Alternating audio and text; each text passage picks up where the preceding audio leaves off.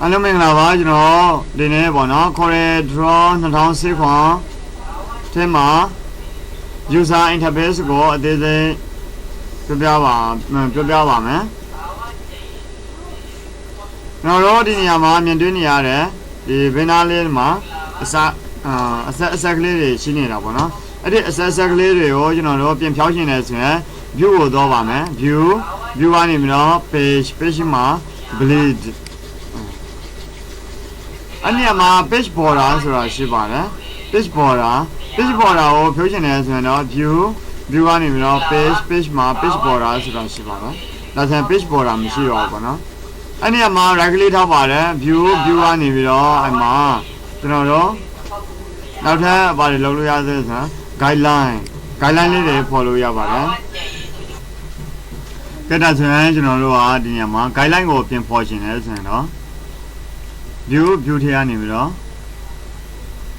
guidelines are also about it. Yeah, pitch board up, no? Pitch border. Pitch border up in Yalari. Regulate how we all view animal. Now guideline go up in Cholo Yavale. Guideline is regulate how we all view animal. Marula. Pidden down as an ordinary, pidden open forward, rula on the level. I don't know, beauty animal, rula, Kautashin as an yard. Gentlemen and view animal rulers.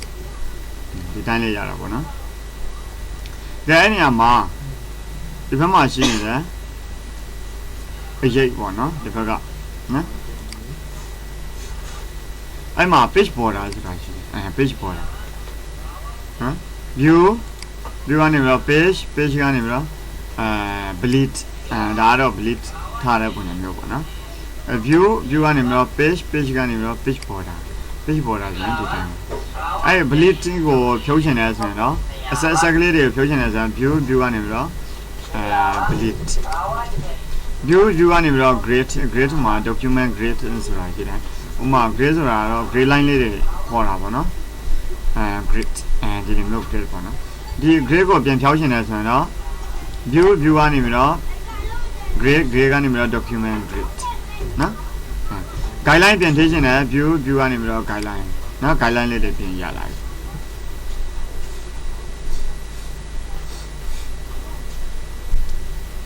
Tedinia machine, the another level can fusion as well. Two animal option. The animal when we are the low. That's animal. That's got writing to animal settings. If I'm on it, write to settings. I'm no document here when mama document here animal page size page size ma show page border or feel like that a page print so I go level no be and okay that's a show page border two performance option animal animal page size ma show page at page print, okay, then that's a page print. Guideline will be option animal guides. Guideline manual preset. Preset ma, follow the law guideline video, Taluya. Now, great touch in a great Taluya. Game you guides, caro, and get 1 point. Vertical, horizontal,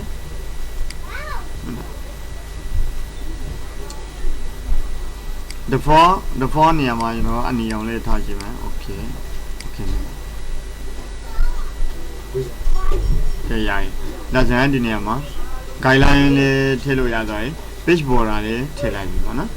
fish board, tell you. Then after the Gujida, the machine, the status bar regulator, view animal status bar. Status bar won't Chautashin as a Chautalu.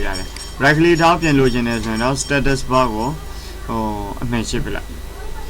အမှန်ရှိတာလားဒါဆို status bar ဒီမှာရောက်လာပြီ status bar တဲ့နေရောက်လာပြီနော်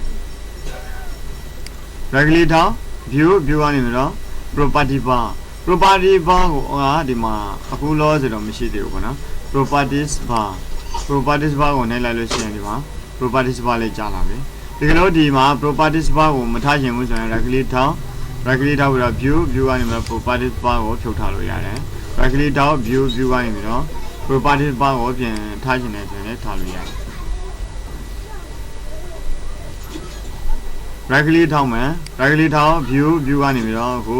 color palette မှာ document palette ဆိုတာရှိပါတယ် document palette ခုနကနော်ဒီအောက်လေးကိုအောက်နားကိုကြည့်ပါမယ် regulator view color palette အမှ document palette ဆိုတာရှိတယ် document palette နော်မှာ document palette regulator ပါတယ် viewကနေပြီးတော့ဒီမှာ two box ဆိုတာရှိတယ် two box 2 box ကိုဖြောက်ထားခြင်းနဲ့ဆိုရင်ဖြောက်ထားလို့ရတယ်ပြန်လို့ခြင်းနဲ့ဆိုရင်တော့ regulator viewကနေပြီးတော့ two box viewကနေပြီးတော့ဒီနေရာမှာလဲကျွန်တော်ရှာကြည့်ပါမယ် two box ကို page solar view page guideline guideline နော် viewကနေပြီးတော့ page solar view manager ဆိုပြီးတော့ရှိတယ်ဒါမှမဟုတ်ဒီနေရာမှာရှိမယ်ဆိုရင်ခုနကregulator ပြီးတော့ viewကနေပြီးတော့ two box ကိုဖြောက်ထားခြင်းနဲ့ဆိုရင်ဒီတိုင်းဖြောက်ထားလို့ရတယ် regulator မှာ viewကနေပြီးတော့ two box ကိုပြင်လိုချင်တယ်ဆိုရင်ပြင်ဖော်လို့ရပါတယ်ဒီစာရွက်ကိုကျွန်တော်တို့အလျားလိုက်လိုချင်တယ် down လိုက်လိုချင်တယ်ဆိုရင်ပြင်ရွေးလို့ရပါတယ်ဒီနေရာလေးမှာကျွန်တော်တို့ဒါကတော့ A4 size A4 size မလိုချင်ဘူးကျွန်တော်တို့က A3 size ယူမယ်ဆိုရင်တော့ A3 size ကိုရွေးပါမယ် A3 size A3 size A3 size ကိုလက်မနဲ့လိုချင်တယ်ဆိုရင်တော့ A3 ကိုရွေးပါတယ် A4 ကိုရွေးတယ်ဒီဘက်မှာဆိုရင် A3 A3 size A3 sizeအဲ့မှာမီလီမီတာနဲ့သူပြပေးတယ်အဲ့ဒါကို unit မယ်ဆိုတဲ့နေရာမှာ inches ကိုရွေးမယ်ဒါဆိုရင်လက်မနဲ့ပြပေးတာပေါ့နော် guideline တွေကိုပြင်ပြီးတော့ပြင်ရှင်တယ်သို့မဟုတ်ကျွန်တော်တို့ကhorizontal အတိုင်းသွားမယ်ဒါကတော့ vertical ဒါကတော့ portrait down လိုက် landscape အနေနဲ့ပြင်လုပ်ပါမယ် landscape အနေနဲ့လုပ်ပြီးတော့ကျွန်တော်တို့ဒီ guideline ကိုပြင်ရှင်မယ်ဆိုရင်တော့ option tools option guideline ကိုပြင်ရှင်မယ် guides guideline မှာ preset ကိုဝင်ပါတယ် preset ကိုဝင်ပြီးတော့အခုကိုလိုချင်တဲ့ color အတိုင်းနောက်ပြီးတော့ page size မှာ A3 size နော် A3 size နောက်ပြီးတော့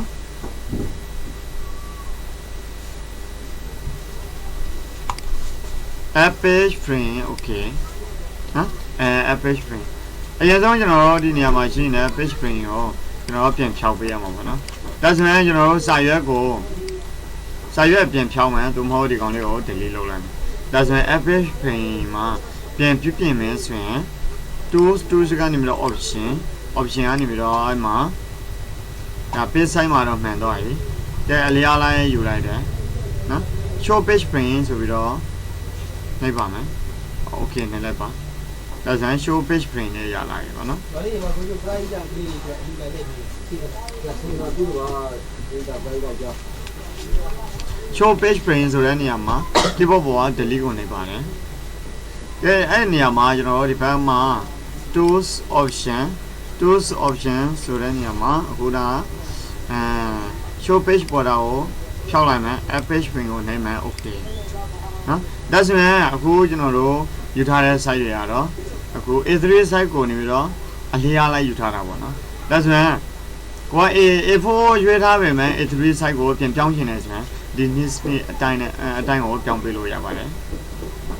နော်ဒီဘက်မှာရှိတာကတော့ docker ဒီ docker လေးတွေကိုဖြောက်ထားရှင်နေဆိုရင်တော့ window ကနေပြီးတော့ docker မှာဟိုမှာ object properties ကိုမလို့ရှင်ဘူးသို့မဟုတ် hints ကိုမလို့ရှင်ဘူးဆိုရင် hint တွေကိုဖြုတ်ထားပေးလို့ရတယ် windows docker ကနေပြီးတော့ text ထားရှင်နေဟို file လေးတွေထားရှင်နေ join caps လေးတွေထားရှင်နေ guideline လေးတွေထားချင်တယ်ဆိုရင်တော့ထားလို့ရတယ်နော်ဒီမှာ guideline လေးတွေရှိ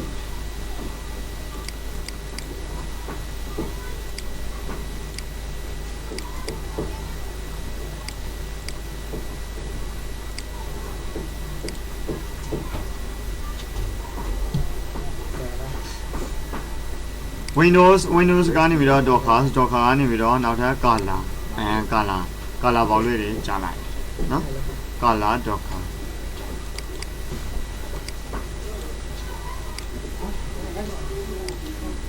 ကဲကျွန်တော်တို့ရဲ့ကိုလိုချင်တဲ့ color လေးတွေကို color Docker ကနေပြီးတော့ပြောင်းလို့ရတယ် Windows ကနေပြီးတော့ Docker ကနေပြီးတော့ color ကိုပြင်ဖြုတ်ထားလို့ရတယ်ကို Bo Kyaw Win MITDC ရန်ကုန်မြန်မာ Information Technology Development Center ဒီကောင်အောက်ရှာမယ် enter ခေါ်လိုက်ပါကြည့်တော့ကျွန်တော်ဒီနေရာလေးမှာစာရေး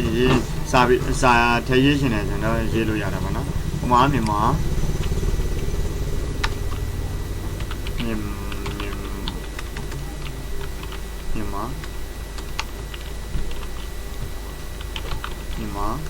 IT นี่เป็น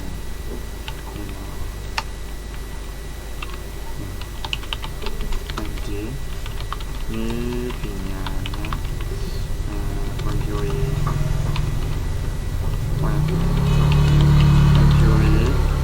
เซ็นเตอร์เป็นนะเซ็นเตอร์เป็นยังไงวะเป็นฮะMITDC မြန်မာနိပညာမြန်မာ IT နိပညာများဖွံ့ဖြိုးရေးတင်တယ်မြန်မာ IT နိပညာဖွံ့ဖြိုးရေးတင်တယ်နော်ဖွံ့ဖြိုးရေးတင်တယ်ဒီကောင်လေးတော့ကာလာကိုတစ်မျိုးပြောင်းကျင်တယ်ဆိုရင်တော့အခုနက Windows ကနေပြီးတော့ Docker ကာလာဆိုတာရှိတယ်အဲ့ဒီမှာကာလာတစ်မျိုးပြောင်းပါမယ်အစင်းရောင်လေးဖြစ်နော်ဒေတာချင်းကာလာလေးနောက်တစ်မျိုးပြောင်းသွားတယ်ဒီနေ့စနေအတိုင်းကျွန်တော်တို့လိုချင်တဲ့ကာလာလေးတွေကိုပြောင်းပေးလို့ရပါတယ်။ကဲကာလာလေးတစ်ခုပြောင်းအောင်ကျွန်တော်တို့အပြာရောင်လေး။ Okay ပြာရောင်လေးပြောင်းလိုက်ပါ။ဒီဖောင်းအောင်မလို့ချင်ဘူးဆိုရင်တော့ကျွန်တော်နောက်ထပ်ဖောင်းတစ်ခုကိုပြောင်းပါမယ်။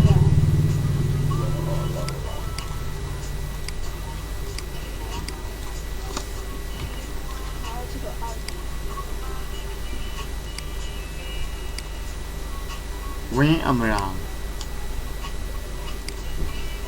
မြန်မာ IT နိပညာဖွံ့ဖြိုးရေး Win in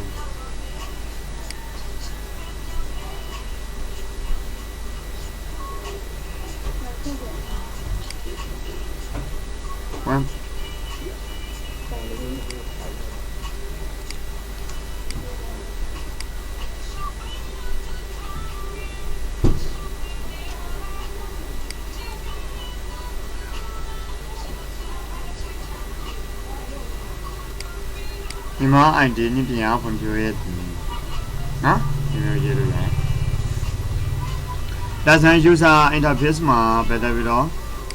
user interface နဲ့ပတ်သက်ပြီးတော့နားလည်လိမ့်မယ်လို့ထင်ပါတယ်နော်အားလုံးပဲကျေးဇူးတင်ပါတယ်